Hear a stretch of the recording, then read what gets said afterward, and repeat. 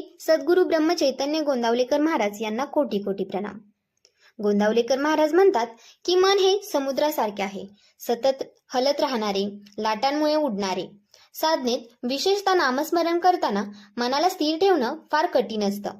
मन सतत विचारांच्या गर्दीत भटकतं, चिंता, भीती आणि अपेक्षांनी भरतं आणि त्यामुळे आपली साधना खंडित होते। अनेकदा आपण मनाला नियंत्रित करण्याचा प्रयत्न करतो, पण मन आपल्या मनाकडे नसलं तरी ते भटकत राहतं। आपली एकाग्रता सहज हरवते।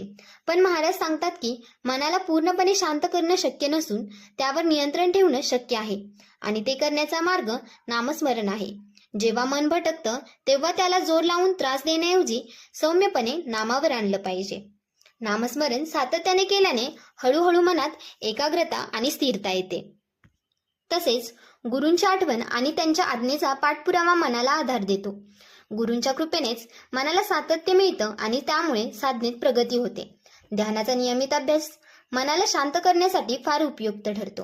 ध्यान करताना आपले लक्ष फक्त श्वासावर किंवा नामावर केंद्रित केल्याने मनाच्या चंचलतेवर नियंत्रण मिळतं।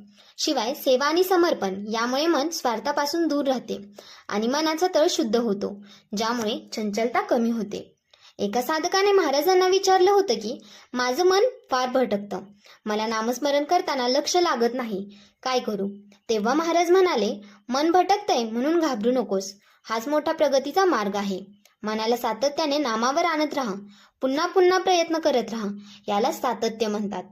या सर्व उपायांचा संगम केल्याने मनाला स्थिरता मिळते, साधना सुलभ होते आणि आपल्याला अंतर्मनातून शांततेचा अनुभव होतो।